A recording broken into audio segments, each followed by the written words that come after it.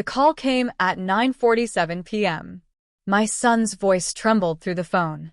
"Dad, I'm at the police station. My stepdad hit me and filed a report against me. They believe him, not me." Something inside me went still. Not rage, not surprise. Just a cold, motionless quiet, like the world paused to watch. "Which officer?" "Sergeant Miller." 20 minutes, I told him. "Stay where you are." I didn't call a lawyer. I didn't call my ex-wife. I didn't think. I simply reached for the uniform hanging in the corner, clean, pressed, waiting for a battle I believed I'd already survived. When I pushed through the station's glass doors, the scent of sweat and burnt coffee hit me. Heads turned. Some recognized my face. Others recognized the silence that followed me like a shadow. Sergeant Miller looked up from his desk, and in a half-second before recognition, I saw fear flicker across his eyes. "See, Captain," he stammered. I didn't blink. I barely breathed. "Give me 15 minutes with his stepfather," was all I said. His hands began to shake. The situation was simple.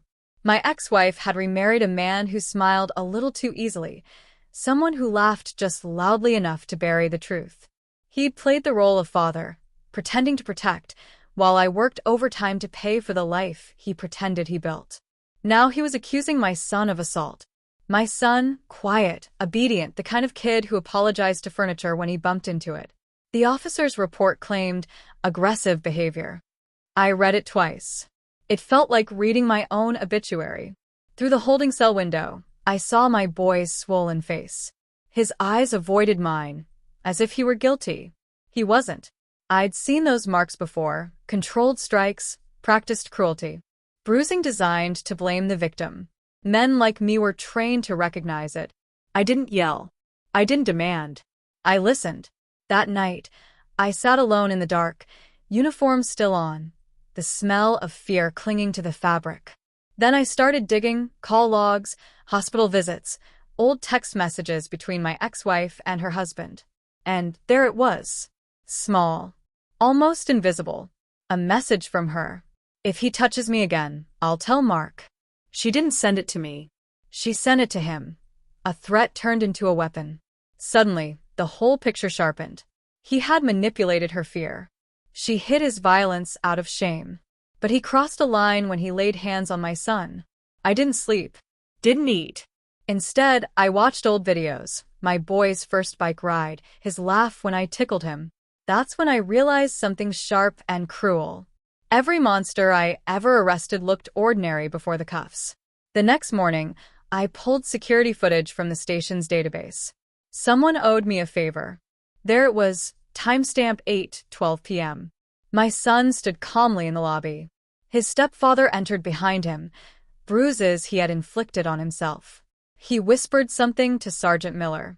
Miller nodded, typed fast, and never looked at my boy again. My son wasn't violent. He was framed, protected by a cop who traded integrity for convenience. The next day, I placed the footage on Miller's desk. "Captain, I didn't." "You did."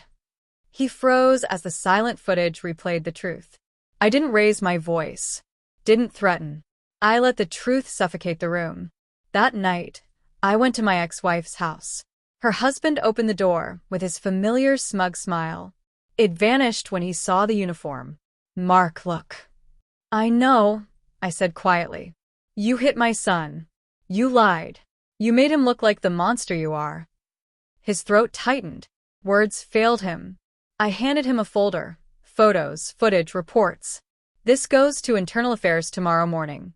But I thought you should see what the end of your life looks like." His hands shook as he opened it. I turned away before he could speak. There's a kind of silence only guilt can create. Thick, crushing, final. I let him drown in it. The next morning, I sat in my car outside the station. Sunlight glinted off my badge. For the first time, it didn't feel like honor. It felt like armor.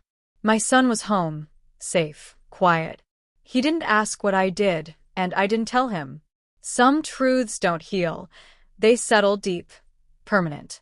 In the rearview mirror, I caught my own reflection, calm, unreadable, the kind of man I spent my career hunting. But this time, the monster wore my face. And I didn't feel a thing. Thanks for watching. Don't forget to like, share, and comment. Subscribe now to Cheating Stories Insight World for more incredible stories.